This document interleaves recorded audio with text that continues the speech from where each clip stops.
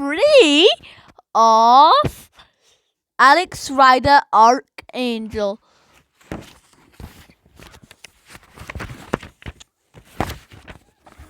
Okay, so we ended off at a gasp of revolution spread around the room. The man was a freak. That's where we ended off last. So let's continue. This is the accommodating officer of Force 3, Weber explained. As you can see, he cares about the planet so much he's rather let go to his head. His name, or at least the name that goes by, is Casper. He is very little known about him.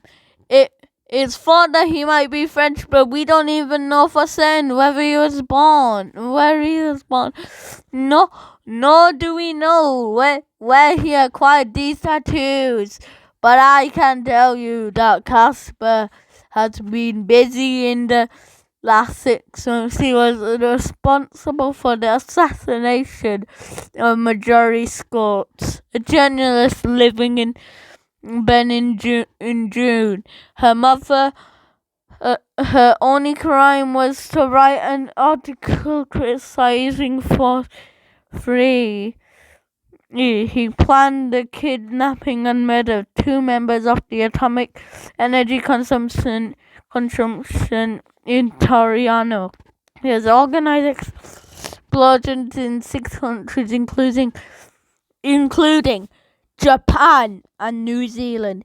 He destroyed a car malfunctioning in Dakota.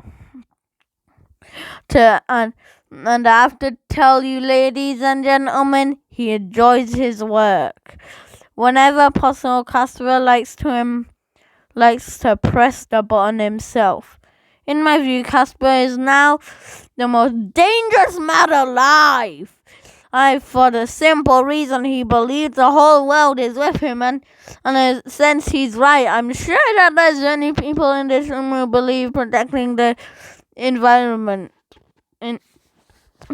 The trouble is he would kill every single one of you if he thought it would help him achieve his aim. That is why I'm issuing this warning. Find Casper! Find Force 3 before they can.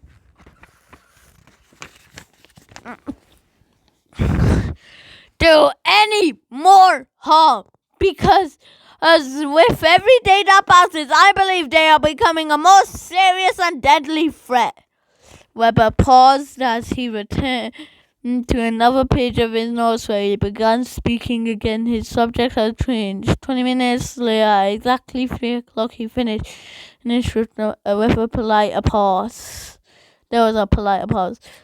Coffee and biscuits were being served in the foyer after the session ended, but Weber wasn't staying.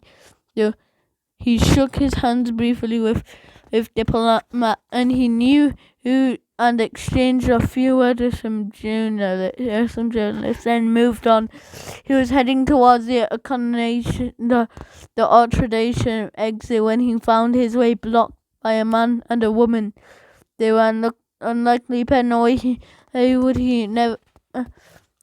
he would have mistaken them for husband and wife. They were about the same age. The woman was thin and with short black hair. The man was shorter with entirely grey. There was nothing interesting about him at all. Alan Blunt. Weber smiled and nodded. Mrs. Jones. Very few people in the world who have recognized these 2 individuals or ever knew them instantly. We enjoyed your talk, Mr. Weber, Blunt said, although there was little enthusiasm in his voice. Thank you.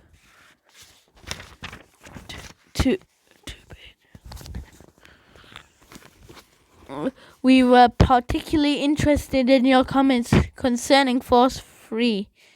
You know all about them, of course. The question was directed at Blunt, but Miss Jones is the one who asked.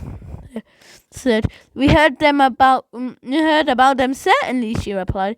But the fact is, we know very little about them. 6 months ago, as far as we can see, they didn't even exist. That's right. They were founded very recently. You seem to know a lot about them, Mr. Weber. We'd be interested to learn where you got your information. Weber smiled for a second time. You know I can't possibly reveal my sources, Mrs. George, he said lightly.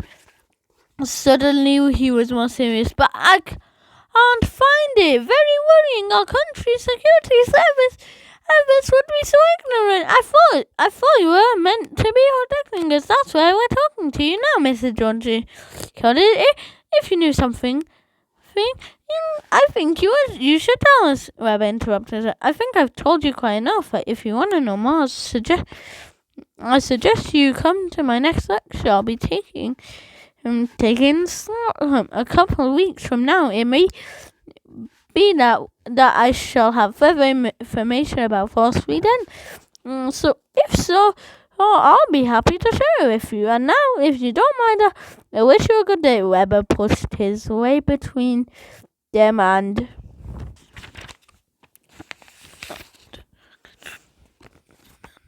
headed towards the cloakroom. He couldn't help smiling to himself. It had gone perfectly, and meeting Alan Blunt and John's woman had been an unexpected bonus. He fumbled in his pocket and took out a plastic disc which he had handed to the cloakroom attendant. His mobile phone had been taken from him. He went in a security measure he recommended in his book, and now it was returned to him. In 90 seconds later, he emerged into the wider pavement in front of the river. It was early October. The weather was still warm. The afternoon sun turning the water deep blue. There was only a few people around. Many kids rattling back and forth on their skateboards, but Weber still checked them out, so just to make sure that none of them had any interest in him, he decided to walk home instead of taking public transport or hailing a book. In any major city, if you always sit out in the open on your own 2 feet. He had only taken a few steps when his mobile phone rang vibrating in his jacket pocket. He ran out. He dug it out somewhere in his black in the back of his neck. He seemed to recall that the phone had been switched off when it was handed to the cloakroom attendant, but he was feeling pleased with himself with the way his speech had gone. He knew that he ignored this single whisper of a doubt.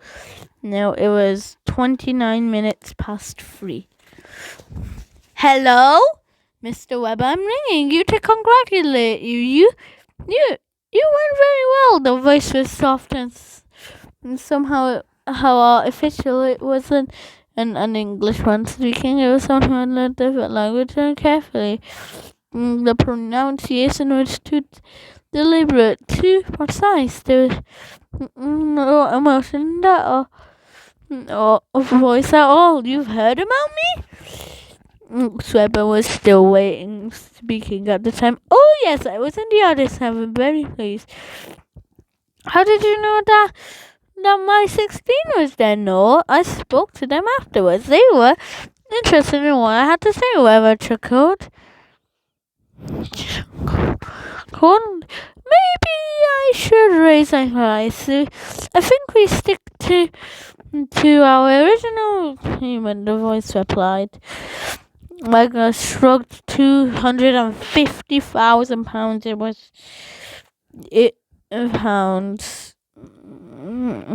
And there was a great deal of money paid into a secret bank account. It would come tax-free, no questions asked, and such a simple thing to do. $250,000 just for 10 minutes of work. The man on the other end spoke again, and his voice was suddenly sound. There's one thing that concerns me, Mr. Weber. What's that? Webber could hear something else in the background, some sort of interference. Okay, that's for the end of episode 3. See you in the next one.